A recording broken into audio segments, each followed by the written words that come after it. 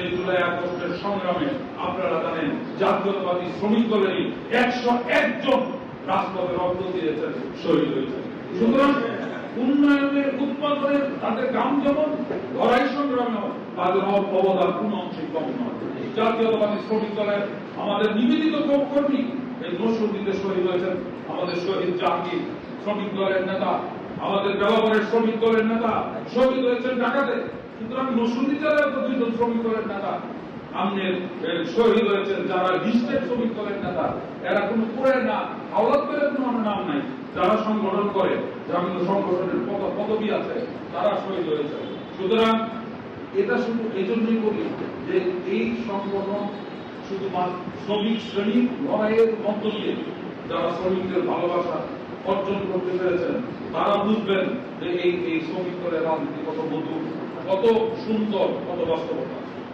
কৃষক কার্ড হচ্ছে, তারপরে কারখানার কর্মসূচি হচ্ছে, মসজিদের ইমাম মুয়াজ্জিনদের ভাতার ব্যবস্থা করা হচ্ছে। অর্থাৎ আমাদের নির্বাচনী ম্যানিফেস্টোতে যা ছিল, আমাদের যে ওয়াদা ছিল, একে একে প্রত্যেকটা ওয়াদা আমাদের প্রিয় নেতা জনাব তারেক রহমান মাননীয় প্রধানমন্ত্রী একে একে বাস্তবায়ন করা শুরু করেছে।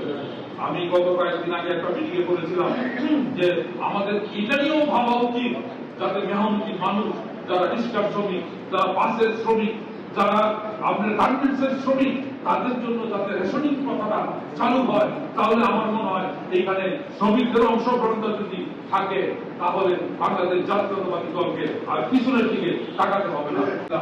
এমপি, মন্ত্রী, দলের নেতা যাই হোক, যারাই অপরাধের সাথে জড়িত তাদেরকে দল থেকে বহিষ্কার করতে হবে, তাদেরকে পাশাপাশি আইনের আওতায় এনে তাদের বিরুদ্ধে মামলা করতে হবে।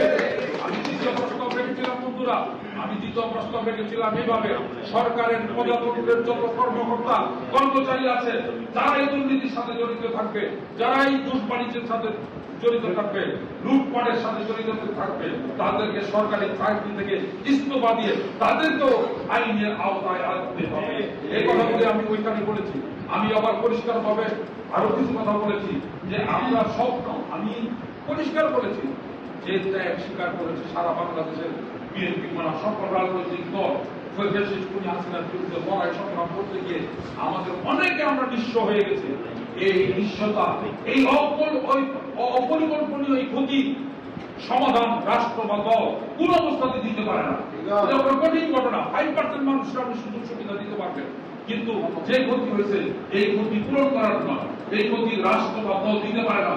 আমি তাই বলেছিলাম যে আমরা একটা সুন্দর স্বপ্নের জন্য বাংলাদেশ করছি, আমরা একটা আধুনিক বাংলাদেশ চাই, আমরা একটা সমৃদ্ধ বাংলাদেশ চাই, আমরা একটা নিরাপদ বাংলাদেশ চাই, আমরা একটা সুন্দর বাংলাদেশ চাই।